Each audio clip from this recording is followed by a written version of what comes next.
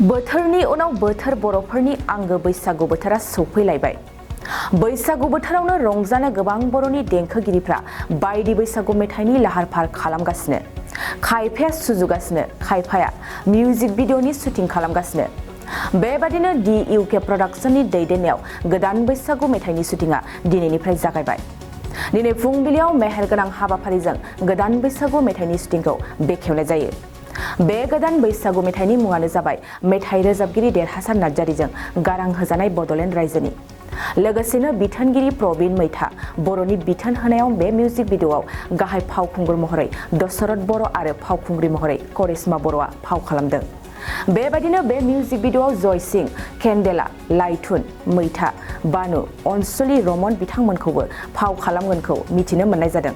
फोरमायनाय बादिब्ला फैगौ 20 मार्चनि सिगांनो देरहासार नार्जारीनि इउटुब चेनेलाव बे मिउजिक भिडिअखौ नुनो मोनगोन। खुलुमबाय। गिबियावनो गासैनिसिमबो आंनि अननाय आरो मोजां मोननायखौ जासिहरग्रोनाय थाबाय। दिनै जोङो D.U.K प्रडाक्शनजों दिहुनजानाय बड'लेण्ड रायजोनि मिउजिक भिडिअखौ जोङो दा दिनैनि बे बेखेवनाय हाबाफारिखौ जोङो फोजोबबाय। बेनिफ्राय दा जोङो शुटिंनि थाखाय रेडि जाबाय। आङो बुंनो सानगोन बेखौनो, गासैबो जेन रायजो राजाफोरा बे भिडिअखौ अनसायगोन आरो रायजो राजाफोरनिफ्राय जोङो सापर्ट मोनगोन आरो रायजो राजाफोरजों माने बाख्नायजाथावना मोनसे मिउजिक भिडिअ जागोन होननानै आं आसा खालामो। मानो होननानै बुंनो थाङोब्ला बेयो कनसेप्टआ जोंना जोबोर मोजां। माने सासे मानसिया गावनि गोरोन्थिखौल' बुंनो थाङो, माने गावनि गोरोन्थिखौ दोननानै मालायनि गोरोन्थिखौल' बुंनो थाङो। थ' बेयाव एक्टराबो बेखौ माने एक्ट्रिसनि गोरोन्थिखौ दिहुननानै होगोन आरो एक्ट्रिसाबो एक्टरनिखौ दिहुननानै होगोन।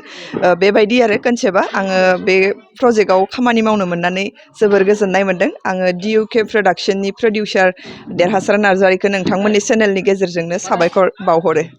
बेयाव आंनिया सासे गामिनि सिम्पोल सिख्ला, बे गामिनिनो स्ट'रि जाजोबगोन।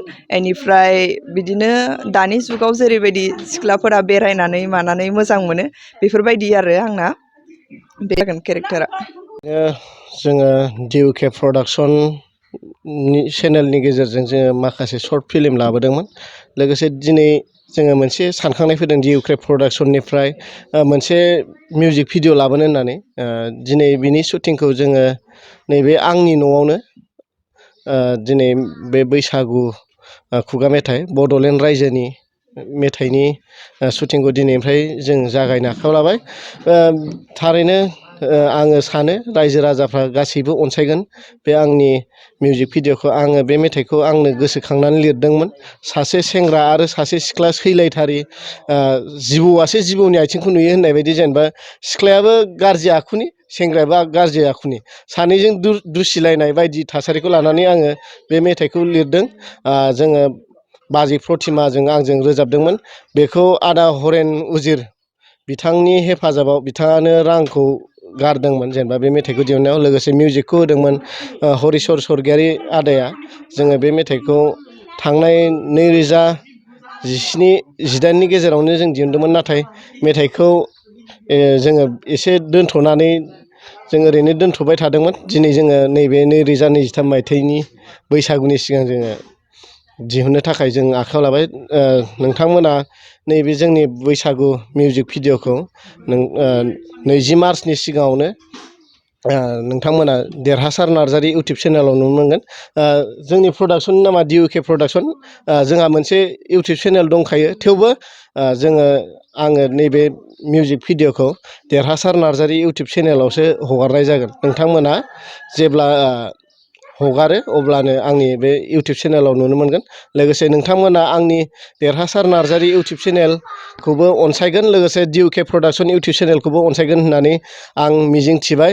लोगोसे दिनैनि बे जोंनि D.U.K प्रडाक्शननि दैदेननायाव बड'लेण्ड रायजोनि शुटिं लानाय समाव जोंजों महरगिरि महरै फाव खालामफैनाय बा दिथागिरि महरै दिथा होफैनाय आदा प्रबिन बर', लोगोसे दशरथ बर', करिश्मा बर', केन्डेला, जयसिं, लाइथुन, गुगुल बाबा बिथांमोननिसिम आं गोसो गोरबोनिफ्राय साबायखर बावो। बिथांमोना आंनो दान्दिसेब्लाबो सम होनानै नैबे शुटिंखौ जाफुंसार खालामनायाव मदद होगोन।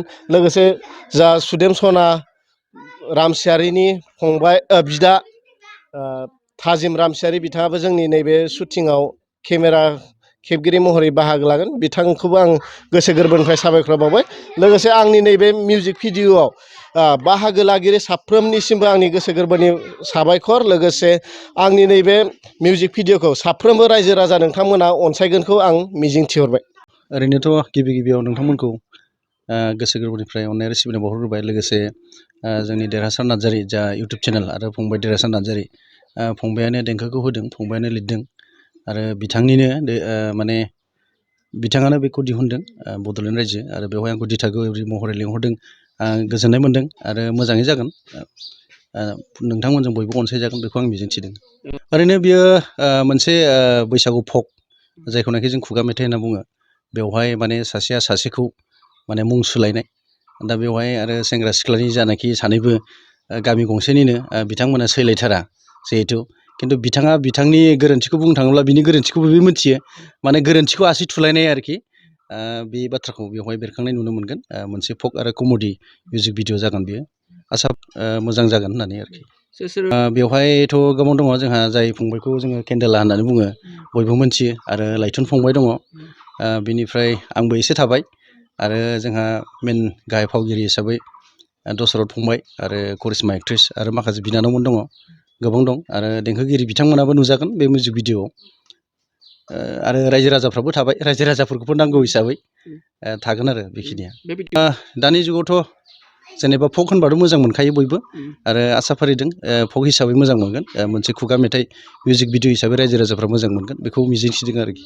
जायगायाथ' जिहेथु बियो मोनसे गामियारि माने सेंग्रा सिख्लानिनो काहिनि नालाय, ओंखायनो जों गामिजों सोमोन्दो थानाय हिसाबै गामियावनो जों लानाय जागोन। बिनि साखाथि फाखाथि एसे जों ओरै भुटान रायजोनि एसे साखाथियावबो थांनायनि मिजिं थिदों, बेफोरावबो जों लाहैनाय जागोन आरोखि।